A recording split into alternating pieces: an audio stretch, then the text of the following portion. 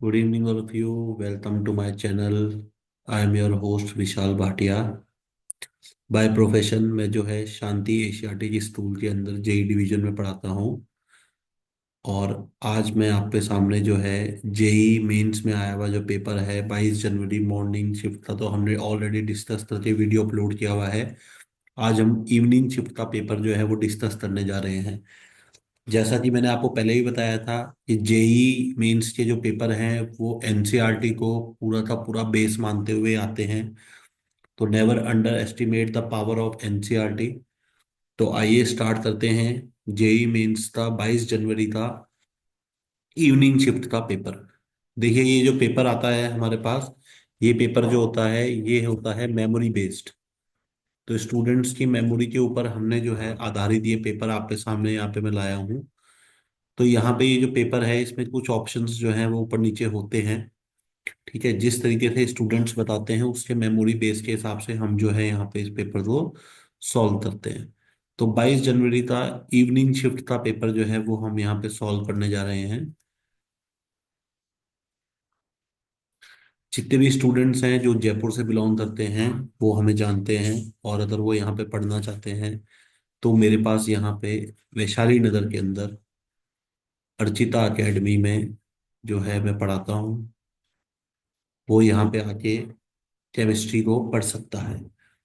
और अगर आप जो है बहुत ही अच्छा स्कूल की तलाश कर रहे हैं जयपुर के अंदर, तो आईबी बोर्ड जो है एनरोल्ड स्कूल हमारे पास यहाँ पे शांति एशियाटिक, जिसके अंदर मैं यहाँ पे जेई डिवीजन के अंदर पढ़ाता हूँ. तो आप यहाँ पे भी आके अपने स्टूडेंट्स अपने बच्चों को यहाँ पे एनरोल करवा सकते हैं बहुत ही ब्राइट फ्यूचर के लिए. इन हाउस जो है जेई और नीट की फैसिलिटी अवेलेबल है. बच्चे को कोई भी पैनिक नहीं होता. बहुत अच्छे बहुत आराम से बच्चा जो है तैयारी करता है. सारी फैसिलिटी उसको इन हाउस प्रोवाइड कराई जाती है. आइए स्टार्ट करते हैं आज का चैप्टर, आज का paper. Good evening all of you. I am your host Vishal Bhatia and we will start the JEE mains paper of 22 January evening shift. देखिए पहला पेपर में पहला जो क्वेश्चन आया था वो था हमारे पास, which of the following ion does not show disproportionation reaction. कौन सा जो है कंपाउंड डिस्प्रपोर्शनेशन रिएक्शन नहीं दिखाएगा. तो देखिए बहुत ही कॉमन सवाल है, बहुत बार हम सॉल्व करते हैं. आपने बोला सर रेडॉक्स रिएक्शन के अंदर आप सॉल्व करवाते हो हमें ये. मैं इन कंपाउंड्स के अंदर इनकी ऑक्सीडेशन स्टेट निकालूंगा. जो अपने मैक्सिमम ऑक्सीडेशन स्टेट में बैठा होगा वो डिस्प्रपोर्शनेशन रिएक्शन नहीं शो करेगा. डिस्प्रपोर्शनेशन रिएक्शन होती क्या है सर? डिस्प्रपोर्शनेशन रिएक्शन में आपने बोला कंपाउंड ऑक्सीडाइज भी होता है और कंपाउंड रिड्यूस भी होता है. तो एक ही कंपाउंड ऑक्सीडाइज भी हो सकता है और एक ही कंपाउंड रिड्यूस भी हो सकता है. अगर मैं इन ऑप्शंस की बात करता तो मैंने यहाँ पे देखा, देखिए ClO4- है. उस ClO4- में आपने बोला अगर मैं क्लोरीन के ऊपर चार्ज निकालता हूँ, जो कि हमें निकालना आता है, क्लोरीन के ऊपर चार्ज आएगा +7. तो +7 में क्लोरीन जो है वो ऑलरेडी क्लोरीन का जो एटॉमिक नंबर है वो सर 17 होता है. 17 में से अगर आप 7 इलेक्ट्रॉन रिलीज करेंगे तो 10 नोबल गैस बनती है. तो क्लोरीन 10 से नीचे नहीं जा सकता, तो अपनी मैक्सिमम ऑक्सीडेशन स्टेट में बैठा हुआ है. तो क्लोरीन यहाँ से केवल और केवल रिड्यूस कर सकता है, ऑक्सीडाइज नहीं होगा. तो अगर ऑक्सीडाइज नहीं होगा तो आपने बोला ये डिस्प्रपोर्शनेशन रिएक्शन नहीं दिखाएगा. तो फर्स्ट वाले का आंसर जो है वो मेरे पास ClO4- हो जाएगा, जो कि बिल्कुल करेक्ट आंसर है. आइए आगे चलते हैं. सर देखिए दोबारा से पता नहीं कितनी बार आपकी पूरा एनसीईआरटी के ऊपर ये क्वेश्चन दे रखा है. एनसीईआरटी में बच्चों को सॉल्व करवाते हैं हम. ये क्वेश्चन दो जगह पे मिलता है. एक तो आपको मिलेगा सॉल्यूशन चैप्टर में क्लास 12th के अंदर, और एक आपको ये मिलता है 11th क्लास के अंदर some basic concepts of chemistry, जिसको हम मूल भी बोलते हैं. तो ये वहां का क्वेश्चन है सर, बिल्कुल ही सिंपल क्वेश्चन है. मेरे पास जो है पूरा का पूरा फॉर्मूला बेस्ड क्वेश्चन आया है. देखिए बोल रहा है डेंसिटी ऑफ 3 मोलर सॉल्यूशन. तो मोलैरिटी आपने मुझे दे रखी है 3 मोलर. डेंसिटी आपने मुझे दे रखी है 1.25 ग्राम पर ml. एनसीईआरटी का क्वेश्चन है, एनसीईआरटी में भी दिया हुआ है. सर अब मुझे मोलैलिटी बतानी है. तो हमारे मॉड्यूल जो हैं जो हम यहाँ पे आपको इंस्टीट्यूट के अंदर प्रोवाइड कराते हैं, जो हम आपको स्कूल के अंदर देते हैं, उनके अंदर मोलैलिटी का जो फॉर्मूला है वो डायरेक्ट लिखा हुआ है सर. मोलैलिटी का फॉर्मूला होता है जब मुझे मोलैरिटी और डेंसिटी गिवन होती है 1000 into molarity divide by 1000 into density minus molarity into molar mass of solute. Sir ये फॉर्मूला होता है मेरे पास। तो यहाँ पे मैंने 1000 इंटू मोलैरिटी आपने मुझे कितनी गिवन है sir, 3 divide by 1000 into density कितनी गिवन है सर, 1.25 माइनस मोलैरिटी गिवन है 3 into, sir molar mass of solute की बात करता हूँ तो सॉल्यूट यहाँ पे NaOH है। NaOH का मोलर मास कितना होता है सर, 23 प्लस 16 प्लस 1, 40 हो जाएगा। तो ये मैंने यहाँ पे 40 डाल दिया। अब आपने बोला सर जब मैं इसको सॉल्व करता हूँ तो यहाँ पे मेरे पास ये सॉल्व करने पे वैल्यू जो है लगभग लगभग आएगी 3000 डिवाइड बाय 1130। जिसको आप जब सॉल्व करोगे तो मेरे पास ऑप्शन जो मैच होगा सर वो अराउंड आएगा 2.65। तो मेरे पास जो ऑप्शन नंबर फोर्थ है 2.65, that will be the right answer. Sir बिल्कुल फॉर्मूला बेस्ड क्वेश्चन है, देख लीजिए इसमें कोई भी हार्डनेस नहीं है, बहुत ही सिंपल क्वेश्चन है। ठीक है, आइए आगे चलते हैं। कह रहा है arrange according to CFAC, crystal field splitting energy के हिसाब से आपको जो है ये कंपाउंड्स दिए हुए हैं, इनको आपको जमाना है। तो सबसे पहले अगर मैं आपसे बात करता हूँ स्पेक्ट्रोकेमिकल सीरीज की, आप लोगों ने स्पेक्ट्रोकेमिकल सीरीज पढ़ी है। तो स्पेक्ट्रोकेमिकल सीरीज हम आपको पढ़ाते हैं सर, कोऑर्डिनेशन कंपाउंड का एक क्वेश्चन है, आपको दिख रहा होगा यहाँ पे।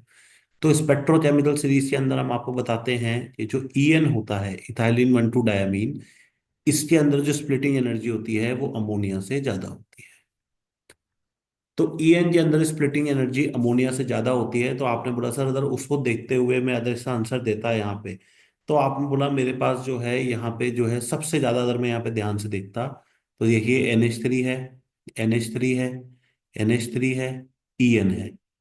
तो आपने बोला सर सबसे ज्यादा आंसर जो है, सबसे ज्यादा जो वैल्यू आएगी वो मेरे पास फोर्थ वाले के लिए आएगी। जैसे मैंने इस चीज को देखा तो देखिए ये पहला ऑप्शन है जिसमें फोर्थ वाला ऑप्शन ग्रेटर है, सेकंड वाला है जिसमें फोर्थ वाला ऑप्शन ग्रेटर है, थर्ड वाला, फोर्थ वाला यहीं पे कैंसिल आउट हो जाएगा। अब आपने बोला सर इसके बाद मैं अमोनिया की बात करता हूँ।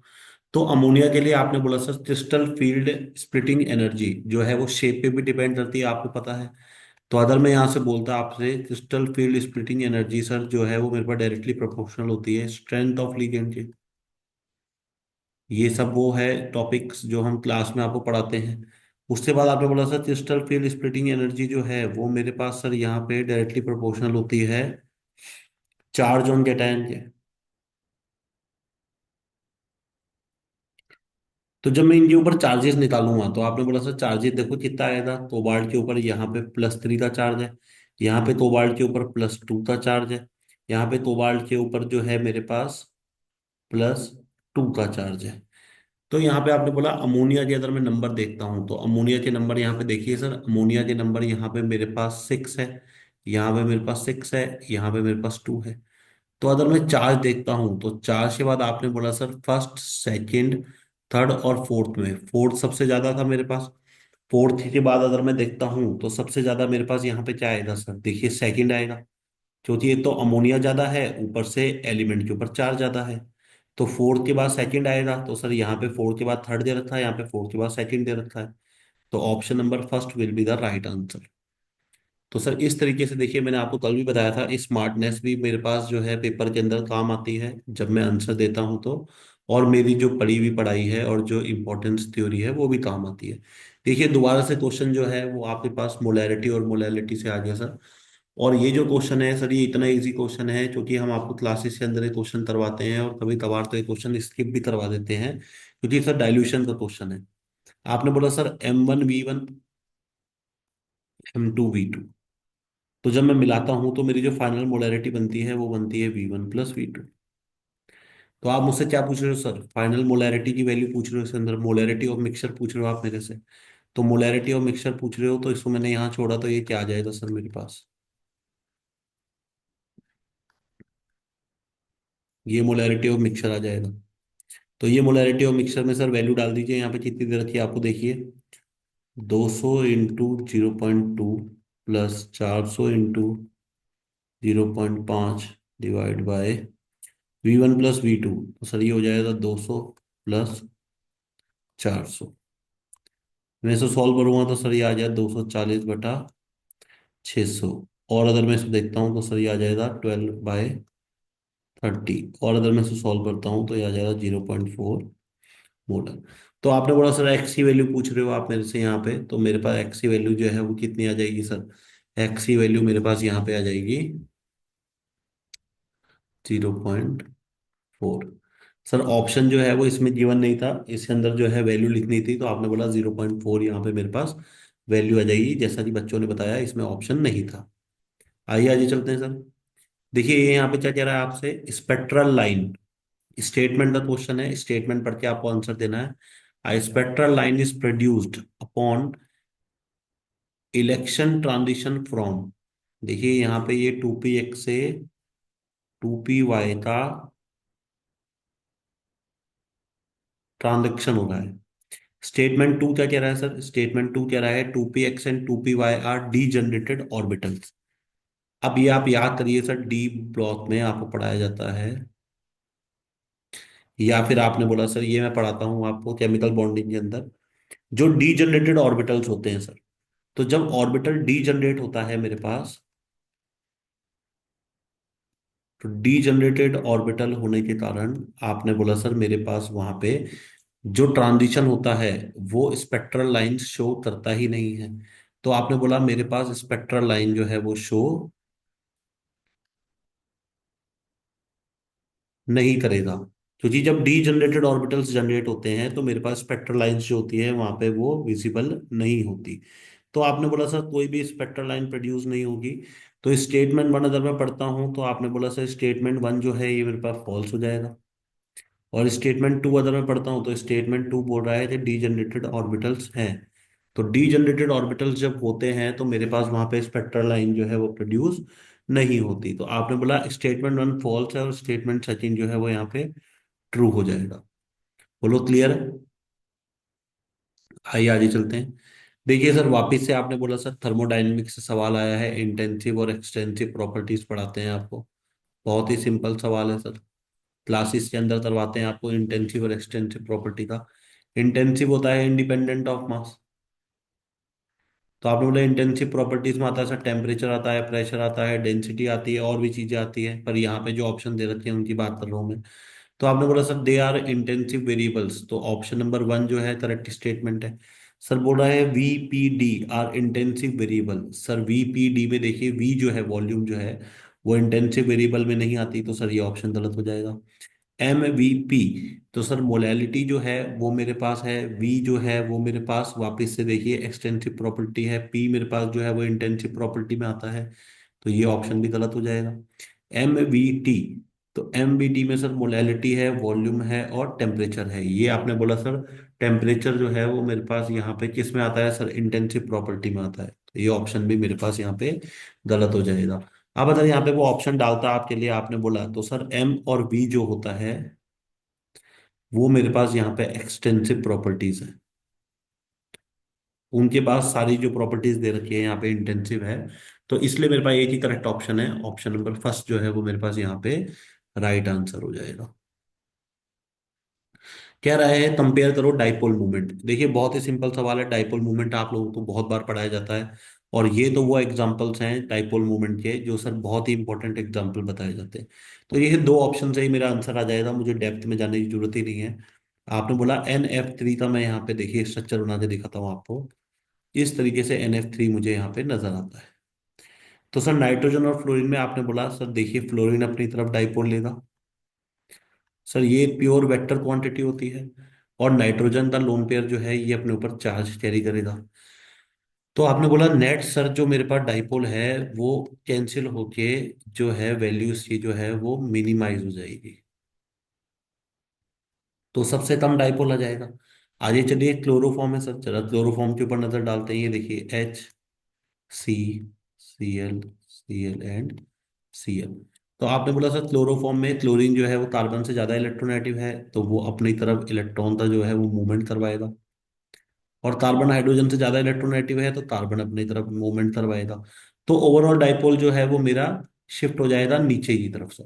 तो ओवरऑल डाइपोल मेरा नीचे की तरफ शिफ्ट हो जाएगा। तो आपने बोला सर सबसे ज्यादा डाइपोल तो क्लोरोफॉर्म का आना चाहिए, और सबसे कम डाइपोल जो है वो NF3 का आना चाहिए। तो आइए चेक करते हैं सबसे ज्यादा डाइपोल जो है सेकंड वाला ऑप्शन किस में दे रखा है। तो आपने बोला सेकंड वाला ऑप्शन सर दो में दे रखा है, सेकंड में दे रखा है और थर्ड में दे रखा है।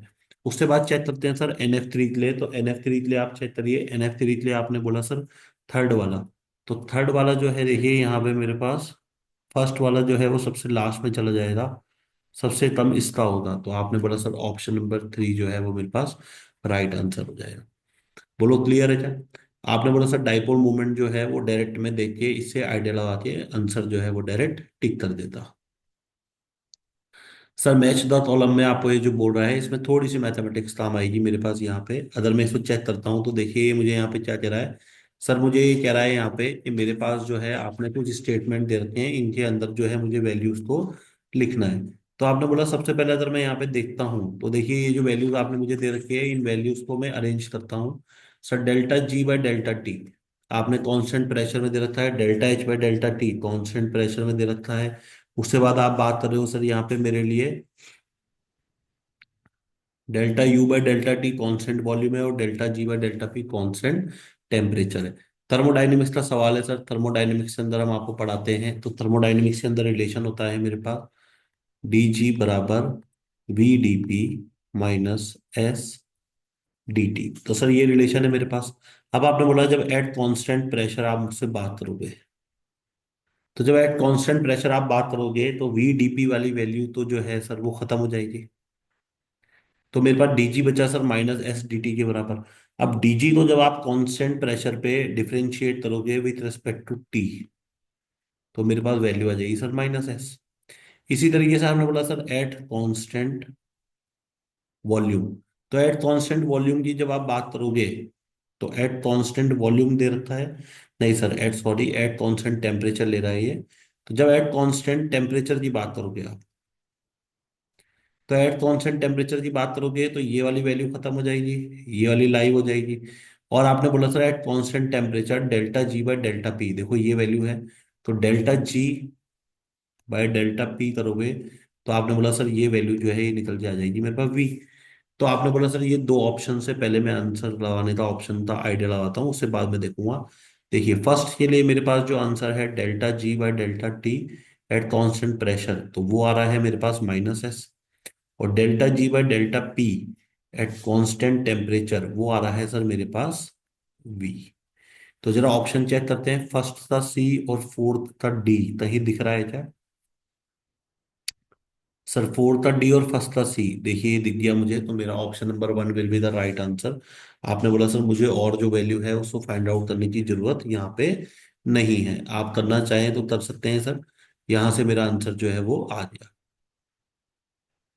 सर सॉल्युबिलिटी प्रोडक्ट का क्वेश्चन है, वापस से इक्विलिब्रियम से क्वेश्चन आया। देखिए कल हम जब जेई शिफ्ट फर्स्ट का पेपर सॉल्व कर रहे थे तो मैंने आपको बोला था इक्विलिब्रियम जो है इंपॉर्टेंट है। जिसने वो वीडियो देखा होगा आपने पेपर में जाने से पहले अपीयर होने से पहले, उसके लिए ये जो वीडियो है आपने बोला कि सर वो इम्पोर्टेंट वीडियो था कल जो हमने अपलोड किया था। तो आपको जो है आइडिया लग जाएगा आने वाले पेपर्स के लिए, आने वाले शिफ्ट के लिए कि किन टॉपिक से वो जो सवाल है वो पूछ रहा है। आपने बोला सर ये कंपाउंड दे रखा है आपने मुझे यहाँ पे, देखिए अगर मैं इस कंपाउंड को ब्रेक करता हूँ, तो अगर मैं इस कंपाउंड को ब्रेक करता हूँ तो मेरे पास क्या बनेगा सर? ये कंपाउंड बनेगा मेरे पास 4 प्लस प्लस में 4PO4 3 माइनस। तो आपने बोला सर सॉल्युबिलिटी प्रोडक्ट में मुझे पता है जब ये टूटता है तो मेरे पास यहाँ पे सॉल्युबल सब्सटेंस आता है। तो ये मेरे पास इस तरीके से सॉल्युबल सब्सटेंस आएगा जब मैं इसका सॉल्युबिलिटी प्रोडक्ट लिखता हूँ। तो सॉल्युबिलिटी प्रोडक्ट क्या हो जाएगा सर? 3s की पावर 3 और ये हो जाएगा 4s की पावर 4। तो सर जब मैं इसको सॉल्व करूंगा यहाँ पे देखिए कितना आ रहा है मेरे पास, ये आ जाएगा 27s की पावर 3, 4 4 16 4 64, तो ये आ जाएगा 256 और s की पावर 4। तो ये देखिए यहाँ पे मेरे पास आ रहा है, ये आ जाएगा KSP के बराबर। तो आपने बोला s की वैल्यू चाहिए तो s यहाँ से क्या आ जाए sir? KSP divide by 27 multiplied by 256 की पावर 1/7, डायरेक्ट आंसर आ रहा है। चेक कर लीजिए, option number 1 will be the right answer. Sir देखिए, बिल्कुल सिंपल फॉर्मूला बेस्ड क्वेश्चंस हैं, इसलिए बिल्कुल भी टाइम नहीं लग रहा। आपको पहले भी मैंने बताया था, केमिस्ट्री जो आती है वो बहुत ही अच्छी स्कोरिंग सब्जेक्ट होता है, आप उसको पढ़िए। केमिस्ट्री जितने अच्छे नंबर स्कोर करवाता है, उतने अच्छे नंबर जो है आपको कहीं पे भी स्कोर करने को नहीं मिलते। यही अगर आप मैथ्स का पेपर सॉल्व करेंगे तो आपको पूरे पूरे पेज जो है वो फिल करने पड़ेंगे, पूरी बड़ी बड़ी मैथमेटिकल कैलकुलेशन करनी पड़ेगी, उसके पास जाके आपके पास जो क्वेश्चन है उसका आंसर निकलता है। इसलिए सर केमिस्ट्री जो है बच्चों की सबसे पहली पसंद होती है, फेवरेट होती है। और जिसमें भी अगर बच्चा अच्छी तरीके से पढ़ के जाता है तो उसका कॉन्फिडेंस बूस्ट हो जाता है, क्योंकि केमिस्ट्री का आंसर जो है, क्वेश्चन जो है, गलत होने के चांसेस बच्चों के बहुत कम होते हैं। देखिए दोबारा से यहाँ पे सर इलेक्ट्रॉनिक कॉन्फ़िगरेशन से सवाल पूछ लिया, कल भी हमने देखा था इलेक्ट्रॉनिक कॉन्फ़िगरेशन से सवाल पूछा हुआ था, आज भी पूछ लिया। 4D इलेक्ट्रॉन्स के जो है सम ऑफ नंबर पूछ रहा है नियोबियम और र्यूहेनियम में। तो आपने बोला सर नियोबियम और र्यूहेनियम के लिए पूछ रहा है, तो नियोबियम का जो एटॉमिक नंबर होता है वो 41 होता है, और र्यूहेनियम का जो होता है 44 होता है। क्योंकि सर डायरेक्ट क्वेश्चन है तो आपको इनकी कॉन्फ़िगरेशन पता है सर। अगर मैं डायरेक्ट इसकी आउटर मोस्ट शेल लिखता हूँ, तो डायरेक्ट आउटर मोस्ट शेल में आपने बोला सर यहाँ पे आता है 5s1 4d4, और रूहेनियम के अंदर आता है सर मेरे पास 5s1 4d7। सर देखिए डायरेक्ट क्वेश्चन है, ये हमने पढ़ा हुआ है, तो इसमें कोई दिक्कत नहीं आनी चाहिए। तो 4D के अंदर नंबर ऑफ इलेक्ट्रॉन्स कितने दिख रहे हैं सर? आपने बोला मेरे पास 11 दिख रहे हैं, तो 11 मेरे पास आंसर हो जाएगा। तो डायरेक्ट क्वेश्चन है सर इलेक्ट्रॉनिक कॉन्फ़िगरेशन का, उम्मीद है आपको ये समझ में आया होगा। अब सर ये जो ये सवाल आया है, ये बहुत ही अच्छा सवाल है, मैं इस सवाल को बहुत अच्छा मानता हूँ, क्योंकि देखिए वैसे तो ये सवाल स्टेटमेंट बेस आया है, पर प्रॉपर आंसर आपको इसको पता होना चाहिए। अब आपने बोला सर इसका स्टेटमेंट अगर मैं देखता हूँ, तो इसका स्टेटमेंट जो है वो बहुत अच्छे तरीके से डिराइव होगा। जो बच्चा क्लास के अंदर थ्योरी पढ़ता है, थ्योरी इसलिए ही पढ़ाई जाती है, कॉन्सेप्ट इसलिए आपके जो है क्लियर होने जरूरी है, क्योंकि कॉन्सेप्ट बेस्ड सवाल जब आता है तो बच्चे की नॉलेज को टेस्ट करता है। तो ये सवाल जो है बहुत अच्छा सवाल मानता हूं मैं, जो आपके सामने आया था इलेक्ट्रोकेमिस्ट्री से। ये आपकी नॉलेज चेक कर रहा है यहाँ पे। देखिए यहाँ पे ये क्या कह रहा है, आइए इस स्टेटमेंट को ध्यान से पढ़ते हैं और फिर इसके ऊपर अपन इसको सॉल्व करते हैं।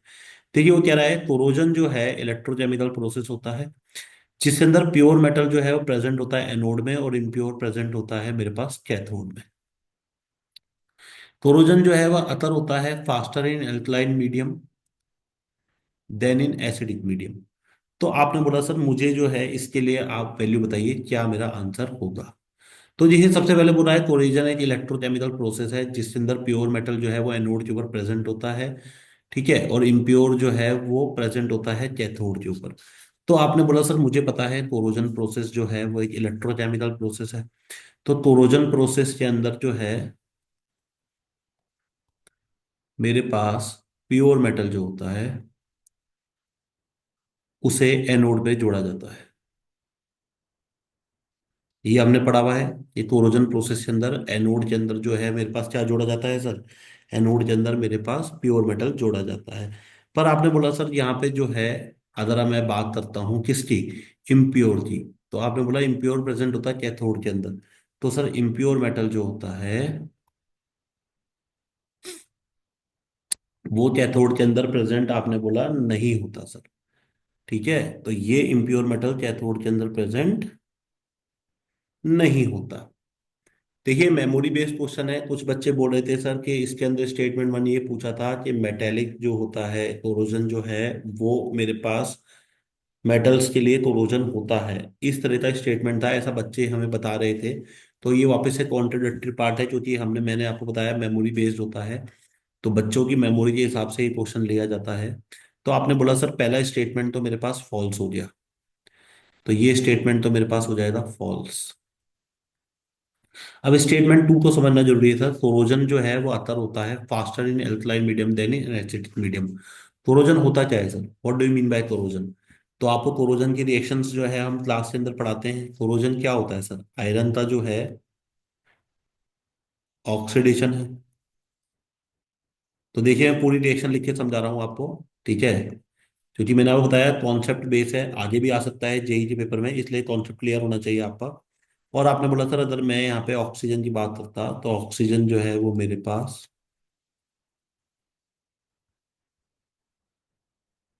कन्वर्ट होता है और ये बना लेगा यहाँ पे वाटर मॉलिक्यूल। तो आपने बोला सर देखिए यहाँ पे मुझे जो है इसको बैलेंस करना जरूरी है क्योंकि ये प्रॉपर रेडॉक्स रिएक्शन होती है। तो ये मैंने यहाँ पे बैलेंस करी। तो ये 4 इलेक्ट्रॉन से 4 इलेक्ट्रॉन चले गए। तो ओवरऑल रिएक्शन क्या आएगी सर मेरे पास? ओवरऑल रिएक्शन आ रही है मेरे पास solid O2 gas 4H+ aqueous Fe+2 aqueous 4H2O liquid. Sir ये मेरे पास यहाँ पे रिएक्शन है जो मेरे पास आई। अब वो आपसे कह रहा है कि यहाँ पे जो रिएक्शन है वो फास्टर होती है अल्कलाइन मीडियम में। इसको आप मुझे प्रूव करके बताइए। देखिए आपने बोला जब मैं अल्कलाइन मीडियम की बात कर रहा है, अगर मैं यहाँ पे इसके लिए नस्ट इक्वेशन लिखता तो नस्ट इक्वेशन क्या आती सर मेरे पास? नंबर ऑफ इलेक्ट्रॉन एक्सचेंज 4 है, लॉग कंसंट्रेशन ऑफ प्रोडक्ट।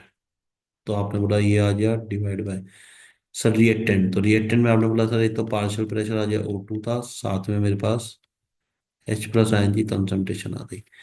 अब जरा ध्यान से देखना है यहाँ से जो कॉन्सेप्ट है वो कैसे बिल्ड होता है। अदर सर मैं इस कंसंट्रेशन ऑफ H+ आयन को इंक्रीज करता हूँ। अदर एक कंसंट्रेशन ऑफ H+ आयन में यहाँ पे इंक्रीज करता हूँ तो इंक्रीज करने पे ये जो ओवरऑल वैल्यू है ये मेरे पास क्या हो जाएगी सर?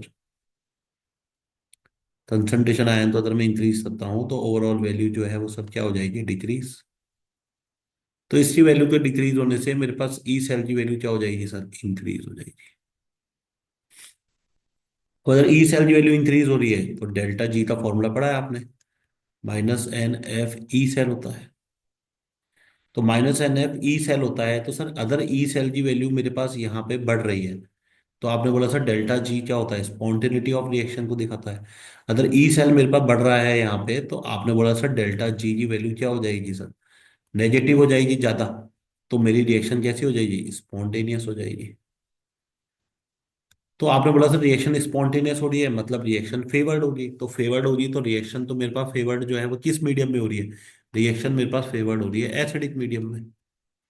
और आप मुझे सवाल में क्या दे रहे हो कि रिएक्शन जो है वो फास्टर होती है किस मीडियम में? एल्कलाइन मीडियम के अंदर होती है। यहाँ पे देखिए ये रहा। तो आपने बोला सर एल्कलाइन मीडियम में तो नहीं होती, वो तो एसिडिक मीडियम में फास्टर होती है जैसा कि मैंने देखा भी।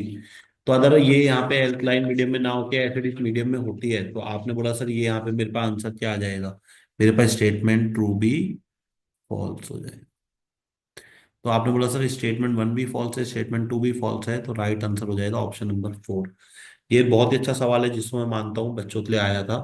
देखिए जो थ्योरी होती है, जो कॉन्सेप्ट होता है वो आपका बिल्डअप होना बहुत जरूरी होता है। क्योंकि उससे पता चलता है कि बच्चे की थ्योरी जो है वो कितनी स्ट्रांग है, कितना उसको कॉन्सेप्ट क्लियर है। उम्मीद है समझ में आया होगा आपको। Very good. बच्चे बोल रहे हैं सर ये जो है कॉन्सेप्ट हमने जो है पढ़ा हुआ है आपसे तो ये सही समझ में आया। चलिए आगे चलते हैं। Find number of hydrogen in. अब देखिए ये क्वेश्चन भी मुझे अधूरा है क्योंकि मैंने बहुत सारे बच्चों से पूछा, मल्टीपल स्टूडेंट से। तो बच्चे बोल रहे थे कुछ कि सर ये मुझसे हाइड्रोजन बॉन्ड पूछ रहा था। कुछ बच्चे बोल रहे थे सर वो वहां पे total number of hydrogen bond पूछ रहा था। क्योंकि अगर मैं दोनों के आंसर देखूं तो अलग हो जाएंगे। दोनों के आंसर अलग कैसे हो जाएंगे? आइए सर सबसे पहले आपको मैं इसका स्ट्रक्चर बना के दिखाता हूँ। ये स्ट्रक्चर वो है जो हम क्लास के अंदर बनाते हैं, बहुत ही सुंदर स्ट्रक्चर है। आपने बोला सर ये डीएमजी क्या है? What is this DMG? ये डीएमजी है सर आपके पास डाई मिथाइल ग्लाइऑक्सिन। ये है सर ये डीएमजी। तो अगर मैं इस डीएमजी का स्ट्रक्चर बनाता हूं तो डीएमजी का स्ट्रक्चर देखिए कैसा होता है। C double bond N, C double bond N। ये लगा दो यहाँ पे CH3, ये लगा दो CH3। जो स्ट्रक्चर मैं इस तरह बना रहा हूँ वही सेम स्ट्रक्चर सामने बन जाएगा। और ये आपने बोला O लगा दो। ऐसे ही इधर आओ सर सामने की तरफ N डबल बॉन्ड C। ये आ गया मेरे पास CH3, C, CH3 double bond N। Sir यहाँ पे मेरे पास क्या आ जाएगा? OH। यहाँ पे मेरे पास क्या आ जाएगा? O। सर सेंटर में मेरे पास आके बैठ जाएगा निकल। ये बैठ जाए निकल तो देखिए ये बॉन्ड बना। ये सर बॉन्ड बनाया आपने, ये बन गया। अब अगर ध्यान से देखोगे आप, अगर आपको दिख रहा है जो मैं चीज कह रहा था तो आपको समझ में आएगी वो चीज कि सर यहाँ पे देखिए क्या है। यहाँ पे आपने बोला ये बन रही है H बॉन्डिंग, ये बन रही मेरे पास एच बॉन्डिंग। तो एक तो ये एच बॉन्डिंग है, और एक ये एच बॉन्डिंग है। तो आप बता रहे ये total number of H bond पूछ रहा होता तो बताओ आंसर क्या होता। Very good. बच्चे बोल रहे हैं सर टोटल एच बॉन्डिंग पूछ रहा होता तो आंसर होता दो। क्योंकि सर देखिए एग्जैक्ट पेपर का जो आंसर जो भी सवाल था वो अभी है नहीं, तो मेमोरी बेस्ड क्वेश्चन है। और अगर मैं यहाँ पे आपसे बोलता टोटल नंबर ऑफ हाइड्रोजन बताओ, तो टोटल नंबर ऑफ हाइड्रोजन था सर जो मेरे पास यहाँ पे क्वेश्चन का आंसर है वो बदल जाएगा। टोटल नंबर ऑफ हाइड्रोजन की अगर मैं बात करूँ तो कितने दिख रहे हैं मुझे यहाँ पे देखिए सर, तीन। तीन छः, तीन नौ, तीन बारह, तेरह और चौदह। टोटल नंबर ऑफ हाइड्रोजन कितने हैं सर? 14 है। तो आपने बोला sir on depending upon the options, जो मेरे पास आंसर है, अगर केवल हाइड्रोजन बॉन्ड पूछ रहा होता तो दो है, और अगर वो मेरे से टोटल नंबर ऑफ हाइड्रोजन पूछ रहा होता तो 14 है। बोलो क्लियर है? क्लियर है। ये बच्चा कह रहा है कि सर आप ऐसे पढ़ाते हैं तो स्कूल वाले बच्चों को कितना मजा आता होगा। बेटा देखो स्कूल वाले बच्चों को मजा आता है, हम आराम से पढ़ाते हैं। मैं ऐसे ही पढ़ाता हूँ धीरे धीरे आराम से, एक एक चीज समझाते हैं। ठीक है, क्योंकि हमें जो चीजें चाहिए, हमें जो चीजें समझनी है, हमें जो चीजें पड़ाव पे हासिल करना है, इसलिए हम इन हाउस सर्विस प्रोवाइड कराते हैं आपको। आराम से बच्चे पढ़ते हैं स्कूल के अंदर, बहुत अच्छे तरीके से पढ़ाते हैं उन्हें। हाँ। कौन से स्कूल में? अरे मैंने बताया आपको बेटा, मैं जो है शांति एशियाटिक स्कूल के अंदर पढ़ाता हूँ, जयपुर में है, सीकर रोड में। और अभी हम आईबी बोर्ड लेके आए हैं स्कूल के अंदर, बहुत ही अच्छा स्कूल है। और बहुत से बच्चे जो है वहाँ पे एनरोल हो रहे हैं। तो आप भी अगर यहाँ पे एडमिशन के लिए ढूंढ रहे हैं आईबी बोर्ड में, तो आप डे बोर्डिंग फैसिलिटी भी अवेल कर सकते हैं और आईबी बोर्ड भी अवेल कर सकते हैं। तो आप जो है शांति एशियाटिक को विजिट कर सकते हैं और देख सकते हैं वहाँ पे बहुत ही अच्छा इंफ्रास्ट्रक्चर बिल्डअप हो रहा है। आइए वापस से क्वेश्चन में चलते हैं सर। क्वेश्चन नंबर 13 की अपन बात कर रहे थे। देखिए यहाँ पे क्या बोल रहा है, give below the two statement. ये लेसनिंग टेस्ट आ गया सर वापस से मेरे पास। General organic chemistry class 11th से क्वेश्चन है। कल अब मैंने आपको जब सॉल्व करवाया था तो केरियस मेथड था, वहां पे जो है मेरे पास सवाल आया था। मैंने आपको उसी टाइम बोल दिया था कि इस टॉपिक से वो सवाल कंटिन्यू पूछ रहा है तो वापस से पूछेगा। देखिए वापस से सवाल आ गया। ठीक है, तो ये जो सवाल मेरे पास है सर, इस सवाल को हम जो है सॉल्व करते आइए। सर देखिए एज इट इज एनसीईआरटी से लाइन उठा ली उसने कि लेसेंस टेस्ट जो होता है वो यूज होता है detection of nitrogen, phosphorus, sulphur और हेलोजन के लिए। बिल्कुल सही है sir. As it is NCERT की लाइन उठा ली, इनके लिए ये यूज लेता है। तो स्टेटमेंट वन बिल्कुल ट्रू है। Lactic acid made with the magnesium metal, नहीं सर, ये यहाँ पे आपने गलत कर दिया। अब अगर आपको याद हो तो हम आपको वहां पे पढ़ाते हैं कि जो ऑर्गेनिक कंपाउंड होता है उसे हम सोडियम मेटल के साथ जो है हीट करते हैं। तो ये सोडियम मेटल के साथ हीट किया जाता है, ना कि ये मैग्नीशियम के साथ हीट किया जाता है। तो ये स्टेटमेंट फॉल्स हो जाएगा सर। तो स्टेटमेंट वन ट्रू है बट स्टेटमेंट सेकंड फॉल्स है। ऑप्शन नंबर थर्ड मेरा आंसर हो जाएगा।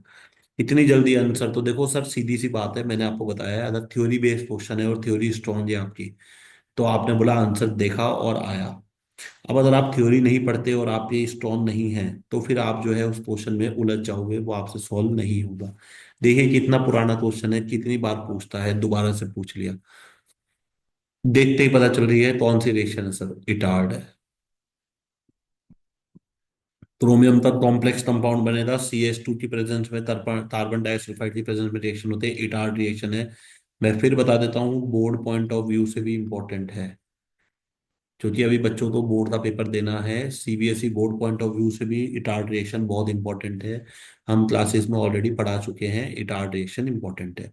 तो एक प्रोडक्ट जो है वो यहाँ पे क्या बनेगा मुझे पता है, मुझे उसको देखने की जरूरत ही नहीं है। इसको काट दो, इसको काट दो, इटार्ड रिएक्शन बनेगी। अब जो सर यहाँ पे आप मेरे पास सोडियम हाइड्रोजन सल्फाइड का अटैक करवा रहे हो, ये जो एक रिएक्शन है, इससे मेरा मेजर प्रोडक्ट डिसाइड होगा। इसको समझाने के लिए जो है मैं आपको जो है इसका मैकेनिज्म समझा देता हूँ। छोटा सा मैकेनिज्म है इसका। सर ये जो NaHSO3 होता है, ये सबसे पहले टूटता है Na+ और HSO3- में। अब ये जो HSO3- होता है सर, ये फर्दर से हाइड्रोजन रिलीज करता है और बनाता है SO3 2-। अब अगर मैं इस SO3 2- का स्ट्रक्चर खोलूं आपके लिए, तो ध्यान रखना, गलती मत कर देना। ये है सर, और ये सल्फर के बाद लोन पेयर है। तो आपने बोला सर ये ऑक्सीजन के जो लोन पेयर हैं जो आपको दिख रहे हैं, इनका अटैक नेगेटिव से आयन से मत करवा देना, क्योंकि ये तो सर कॉन्जुगेशन में पार्टिसिपेट कर रहे हैं, रेजोनेंस कर रहे हैं। तो सल्फर और ऑक्सीजन में सर सल्फर जो है वो अटैक करेगा किसके ऊपर सर? सल्फर अटैक करेगा बेंजीन के कंपाउंड के ऊपर, CHO के ऊपर। तो ये यहाँ पे अटैक करा दो इस सल्फर का, क्योंकि ऑक्सीजन और सल्फर में से सल्फर का एटॉमिक साइज बड़ा है, सल्फर अटैक करेगा। तो सल्फर अगर अटैक करेगा CHO ग्रुप के ऊपर, तो आपने बोला सर जो मेजर प्रोडक्ट बनाएगा वो मेरे पास क्या बन जाएगा? ऑप्शन नंबर सेकंड बन जाएगा। तो देखिए ऑप्शन नंबर 2 जो है वो यहाँ पे मेरे पास राइट आंसर हो जाएगा। तो ये जो मैकेनिज्म होता है सर, ये क्लास के अंदर पढ़ाते हैं आपको, इसलिए ही पढ़ाया जाता है क्योंकि मैकेनिज्म जो है आपकी थ्योरी को क्या कर देता है? स्ट्रॉन्ग कर देता है। तो ये मैकेनिज्म जो कुछ होते हैं वो पढ़ाए जाते हैं, इनको हमें पढ़ना पड़ता है। अगला क्वेश्चन पढ़ते हैं सर, क्या कह रहा है? Which of the following has two secondary hydrogen? अब देखिए यहाँ पे बच्चा घबरा जाता है सर, टू सेकेंडरी हाइड्रोजन पूछ लिया उसने, इतने सारे ऑप्शन है, पता नहीं सर, समझ में नहीं आ रहा क्या पूछ रहा है।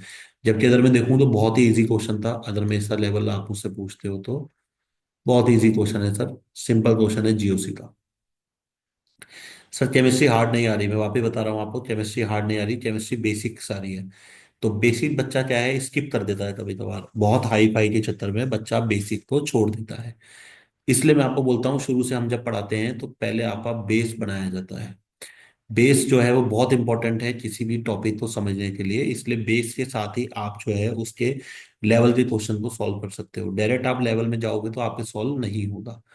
आपने बोला सर टू सेकेंडरी हाइड्रोजन की बात कर रहा है, पहले का स्ट्रक्चर बनाता हूँ, 2 2 3 3 डाइमिथाइल पेंटेन। आइए बनाते हैं। तो 2 2 डाइमिथाइल, तो ये हो गया। अच्छा मैं कलर बदल देता हूँ, एक मिनट रुकिए, समझने में आसानी होगी आपको। देखिए ये हो गया 1 2 3 4 5। आपने बोला 2 2 डाइमिथाइल, तो ये लो लगा दो सर। एक 2 2 डाइमिथाइल, 3 3 डाइमिथाइल और पेंटेन। तो देखिए यहाँ पे सर ये जो कार्बन है मेरे पास, इस कार्बन के अंदर दो हाइड्रोजन होंगे। अब ये जो कार्बन है ये डायरेक्टली दो कार्बन से अटैच है। बताओ कैसा कार्बन होगा ये? 2 DD कार्बन होगा। तो इसके अंदर जो कार्बन है, हाइड्रोजन जो है वो कैसे हो जाएंगे सर? टू सेकेंडरी हाइड्रोजन होंगे या नहीं होंगे? बिल्कुल होंगे सर। तो ऑप्शन नंबर 1 जो है वो देखते ही मेरा आंसर आ जाएगा। बहुत ही सिंपल क्वेश्चन था सर। अब ये आपने बोला सर यहाँ पे बाकी जो है आप स्ट्रक्चर बना के देख लीजिए, इनके अंदर जो है वो नहीं आएगा। तो option number 1 will be the right answer. आइए आगे चलते हैं। सर करेक्ट ऑर्डर पूछ रहा है स्टेबिलिटी कैटायन का। हमारे नोट्स के अंदर जो है, हमारे मॉड्यूल्स के अंदर जो है, इस तरह के पता नहीं कितने क्वेश्चन हम बच्चों को करवाते हैं। तो ये मॉड्यूल में कराया हुआ क्वेश्चन है आपको। सर देखिए अगर मैं बात करता हूँ यहाँ पे, तो आपने बोला देखिए OMe लगा हुआ है, मिथाइल ग्रुप लगा हुआ है, तो इसका लग जाएगा +M। यहाँ पे अगर मैं बात करता हूँ तो इसका लग जाएगा +H। ये वापस से OMe लगा हुआ है तो +M। और यहाँ पे आपने बोला सर बात करता हूँ तो ये लग जाएगा +H। अब आपने बोला +M और +H, यहाँ पे जो है मेरे पास लग रहा है, तो +M के कारण सर ये जो मेरे पास चार्ज जनरेट करेगा, ये कहाँ कहाँ पे जनरेट करेगा? देखो ये आ गया, ये आ गया, ये आ गया, ये आ गया, ये आ गया और ये आ गया। तो +M और +H के कारण यहाँ पे मेरे पास चार्ज जनरेट होंगे। तो आपने बोला अगर मैं सबसे पहले बात करता हूँ, तो सबसे पहले यहाँ पे जब मैं +M और +H का कंपैरिजन करूंगा, तो सबसे पहले मेरे पास यहाँ पे जो है सबसे ज्यादा चार्ज जो हो जाएगा वो हो जाएगा मेरे पास ए वाले कंपाउंड का। तो ए वाले कंपाउंड के बाद अगर मैं यहाँ पे बात करता हूँ, तो आपने बोला सर कंपैरिजन करूंगा, तो कंपैरिजन करने पे ए के बाद यहाँ पे देखो मेरे पास क्या दिख रहा है। हम्म ए के बाद यहाँ पे दिख रहा है सर C वाला, क्योंकि +M के कारण इनका चार्ज बढ़ जाएगा। अब आपने बोला इधर आओ सर, ये दोनों +H वाले हैं, +H में यहाँ पे आपने बोला +I चार्ज जो है वो यहाँ पे एक्स्ट्रा फैक्टर डाल के इसको बढ़ा देगा। तो +I बढ़ने के कारण सर मेरे पास जो ऑप्शन है, देखिए थर्ड सेट हो रहा है, पहले A है, C है, D और फिर B है। तो आपने बोला ये सर यहाँ पे मेरे पास करेक्ट ऑप्शन हो जाएगा। +M और +S से जो है इसका आंसर आ गया। सिंपल क्वेश्चन था सर, ज्यादा डेप्थ में जाने की जरूरत नहीं थी।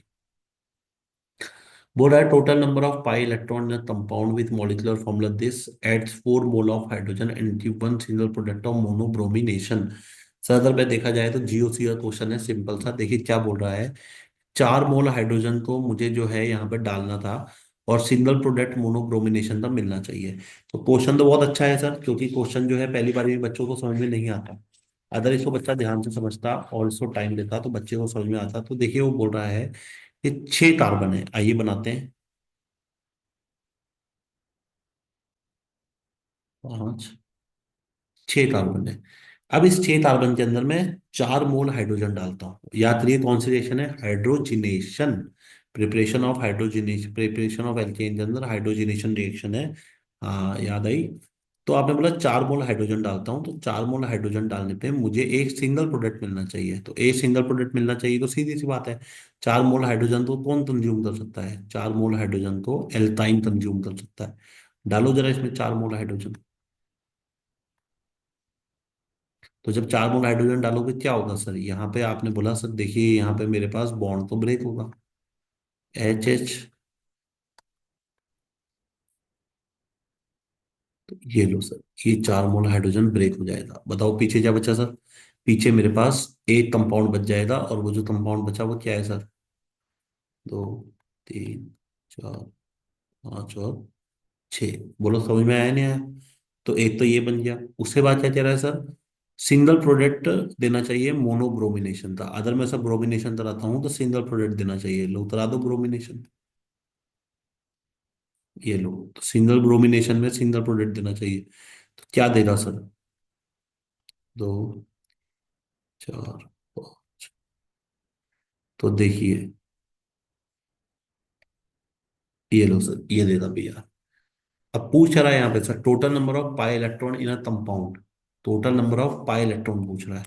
तो पाई इलेक्ट्रॉन का मतलब है सर किसकी बात कर रहा है वो, total number of pi electron का मतलब है, अब देखो वो किस पाई इलेक्ट्रॉन जो है वो किसके अंदर पूछ रहा है, total number of pi electron पूछ रहा है। तो रिएक्टेंट और प्रोडक्ट दोनों को मैं इंक्लूड कर लूंगा। तो अगर मैं यहाँ पे गिनता हूँ तो देखो आंसर क्या आएगा, total number of pi electron 2, 2, 4, 2, 6, 2, 8। मतलब सॉरी, पाई इलेक्ट्रॉन पूछ रहा है तो आपने बोला सर ये 1, 2, 3, ये 4, 5, 6, 7 और 8। तो आपने बोला sir total number of pi electron जो है वो कितने पूछ रहा है मेरे से, total number of pi electron जो है वो मेरे पास हो जाएंगे 8। तो ये total number of pi electron 8 हो जाएंगे। बोलो क्लियर है, अंडरस्टूड, वेरी गुड। अब आगे चलते हैं। सर देखिए दोबारा से सवाल आ गया मेरे पास ऑर्गेनिक केमिस्ट्री से। ऑर्गेनिक केमिस्ट्री का बहुत ही सिंपल सवाल है।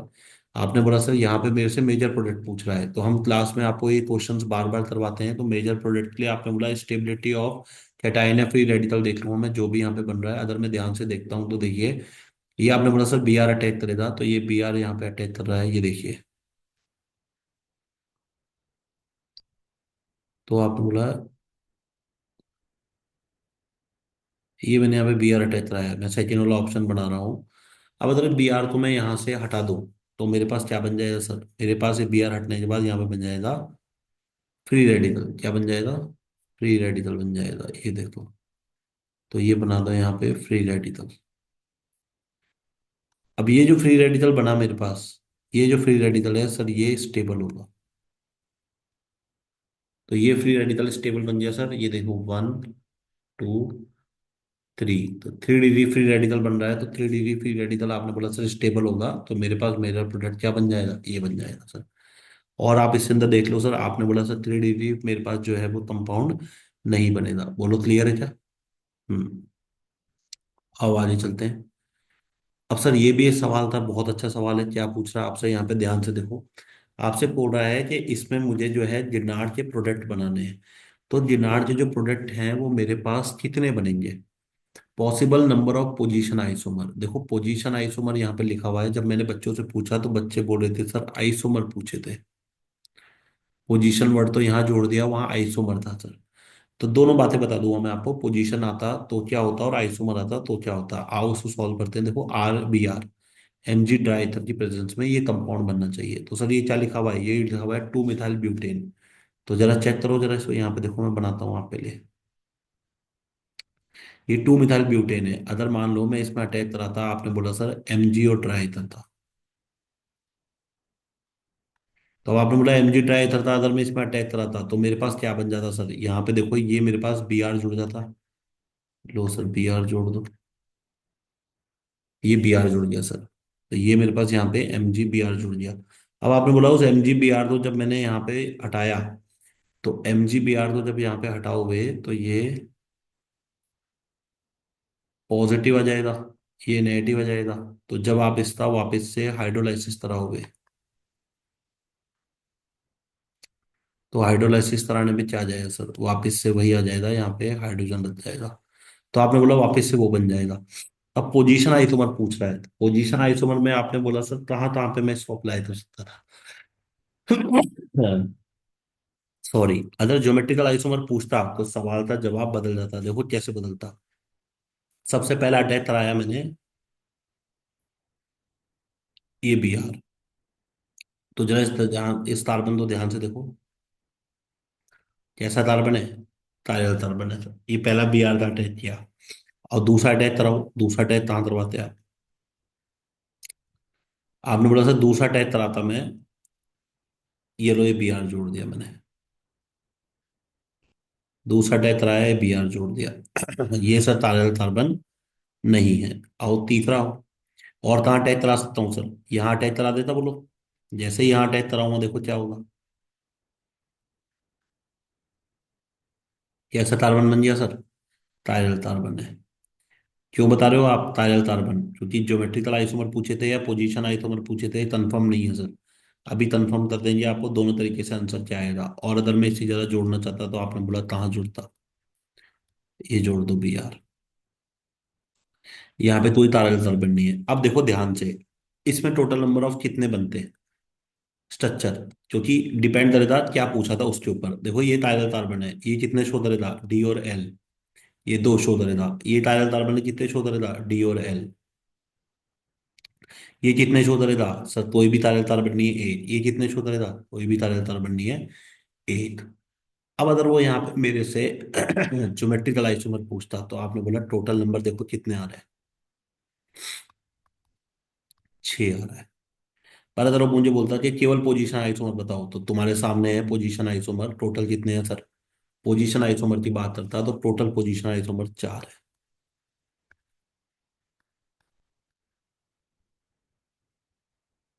बोलो क्लियर है क्या? उम्मीद है ये आपको समझ में आया होगा। सर ये क्वेश्चन है, ये जो क्वेश्चन है थोड़ा अधूरा क्वेश्चन था, ठीक है। अधूरा क्वेश्चन है ये, पूरा मिला नहीं हमें। देखो यहाँ पे मैं आपको समझा देता हूँ, ये डी ग्लिसर एल्डिहाइड की बात कर रहा है। तो ग्लिसर एल्डिहाइड का फॉर्मूला क्या होता है, ये हम आपको क्लास में अंदर पढ़ाते हैं, तो ध्यान से देखना क्या होता है। सर सी एच ओ आता है, वर्टिकल लाइन में C H two O H आता है। सर ये जो एच और ओ एच होती है, उस पोजीशन के हिसाब से ये डिफाइन किया जाता है। देखो ये मेरे पास यहाँ पे कायरल कार्बन है, ये ग्लि, ग्लिस एल्डिहाइड का स्ट्रक्चर बता रहा हूँ मैं। डी और एल क्या होता है वो समझा दूंगा आपको। तो देखो ये है ग्लिस एल्डिहाइड। अब अगर ओ एच मेरे पास राइट पोजीशन पे आता है, तब तो ये बन जाता है डी। अगर ओ एच मेरे पास लेफ्ट पोजीशन में आता तब ये बन जाता है एल। तो ये बोल रहा है कि कितने कंपाउंड में डी ग्लिस एल्डिहाइड से यहाँ पे डिराइव कर सकता हूँ। तो ये जो ऑप्शंस मेरे पास यहाँ पे है, तो आपने बोला देखो इससे फर्स्ट बन जाएगा, सेकंड बन जाएगा, थर्ड इससे नहीं बनेगा क्योंकि ये ओ एच जो है इस तरफ आ गया, तो ये नहीं बनेगा, ये एल की शेप आ जाएगी। आपने बोला सर फोर्थ बन जाएगा। तो मेरे पास जो ऑप्शन है इसमें, वो फर्स्ट थर्ड और फोर्थ वाला सूट करता है। ठीक है, ये क्वेश्चन का डेटा हमारे पास अधूरा था। तो डी डी क्लिस एल्डिहाइड क्या होता है ये मैंने आपको समझा दिया। तो ये समझाने के बाद आपने बोला सर ये है। अब देखो इसके अलावा जो है, वापस से मैं आपको कुछ इंपॉर्टेंट टॉपिक्स हैं जो बता देता हूँ, जिनसे हमें लग रहा है ये सवाल वो बार बार पूछ रहा है। तो ये वीडियो देखिए, मैं आपके लिए रात को लेट नाइट बना रहा हूँ। तो ये इसलिए बनाई जा रही है ताकि आपको कुछ इंपॉर्टेंट टॉपिक बता दिए जाएं, आपके लिए पेपर डिस्कस किया जा रहा है।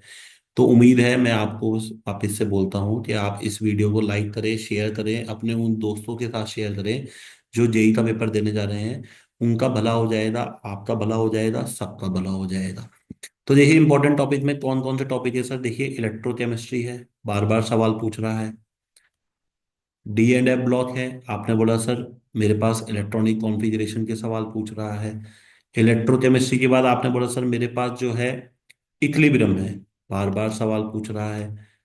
कल भी देखा हमने, आज भी देखा हमने, सॉलिबिलिटी का का सवाल पूछ लिया। सर जर्नल ऑर्गेनिक केमिस्ट्री के सेपरेशन टेक्निक से सवाल पूछ रहा है। कल मेरे पास केरियस मेथड पूछा था, आज मेरे पास लाइसेंस टेस्ट पूछ लिया। तो ये कुछ इंपॉर्टेंट टॉपिक्स हैं जिनको आपको देखने की जरूरत है। आप पूरा पढ़ के जाइए, ये कुछ वो टॉपिक्स हैं जिनको आप ध्यान से देख लीजिए। तो चलिए, आज का जो वीडियो है वो इतना ही था। उम्मीद है आपको पसंद आया होगा। हमने पूरी अच्छे तरीके से कोशिश करी है आपको पूरा वीडियो एक्सप्लेन करने की।